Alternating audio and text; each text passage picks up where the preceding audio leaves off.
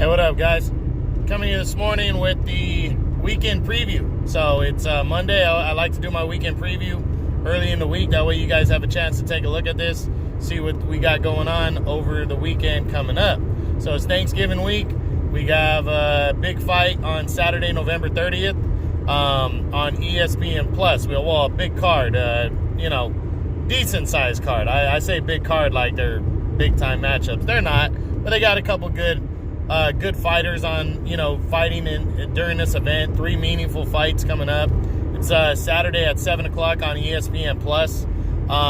So looking forward to this. Again, ESPN Plus is only $4.99 a month, guys, and you get so much more content than just watching fights. There's a lot of good things that happen on ESPN Plus, a lot of big shows and different things they do, documentaries, stuff like that.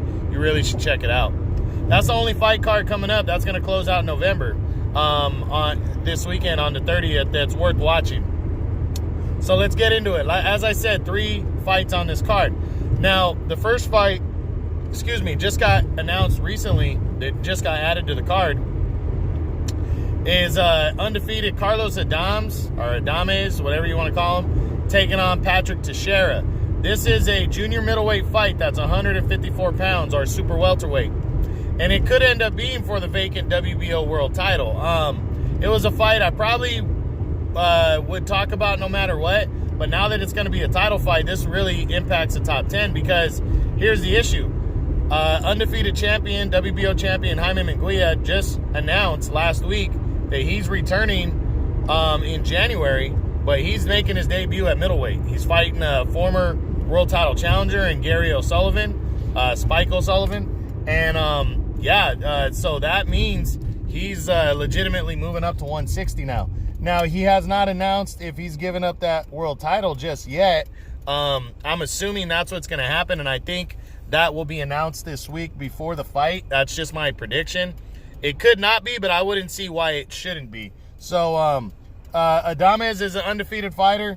He's been trying to make a splash, but there's not a lot of top-ranked guys fighting at 154 right now, so it's been kind of hard.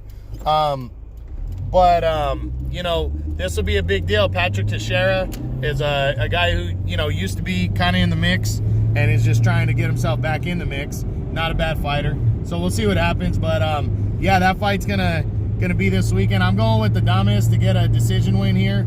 And we might see a new world champion at 154, so we just got to wait and see. But that fight's taking place. That should be a pretty solid 154-pound battle right there. So you should check it out.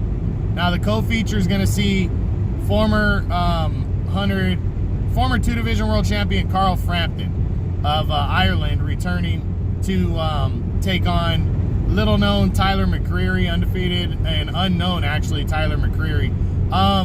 Frampton, this is just a stay busy fight for him. He hasn't fought in almost 11 months, actually over 11 months. By the time he gets in the ring, it's over 11 months.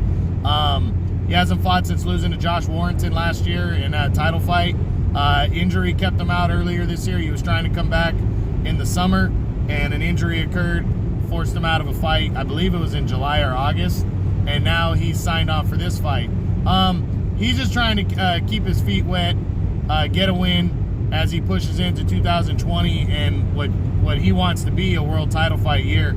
He has said he doesn't want any of these kind of fights anymore after this. He wants to go straight into big fights, title fights. So we'll see. I got Frampton winning this one. Middle to later round stoppage, but it could go a decision because Frampton hasn't always been the biggest power puncher at 126. So we'll see. And then in the main event, you got undefeated former featherweight champion Oscar Valdez making his debut at 130 pounds when he takes on Andres Gutierrez.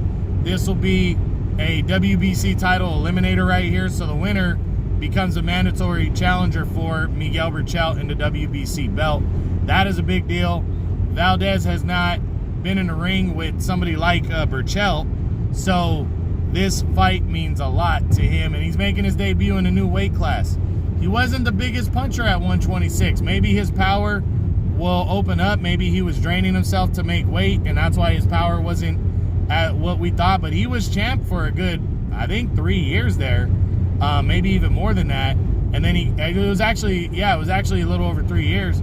And he gave up that title at 126 instead of facing Shakur Stevenson. And now he's moving up to 130. He wants big fights, according to what he says. And this shows me that fighting Gutierrez is not the big fight, but him fighting Gutierrez to become mandatory against Burchell, who's the #1 guy at 130, that's a big deal. He has a chance to establish himself. I think he's going to come in. He's going to be a little cautious, but I think he's going to outwork Gutierrez in this one. Should be pretty decent fight, though. Gutierrez is not a complete pushover, but I don't think he's going to beat Valdez. I got Valdez winning this fight by, I'm going to go with the decision here, but I wouldn't be surprised if he were to stop Gutierrez late in the fight. But I'm going to go with a unanimous decision for Oscar Valdez, as he will put himself in line for a world title in a second weight class. So we'll see. But that's taking place this Saturday, guys, on the 30th on ESPN Plus. Should be pretty decent card. Like I said, the matchups aren't great, but they're not a lot of big names, but they are known names and solid-ass fighters, and you should check them out. It's closing out the month of November, what's been a really good month. So hope you guys enjoyed this. That's Saturday, November 30th, ESPN Plus, 7 o'clock. All right, guys. True Boxing. Been hit with the truth.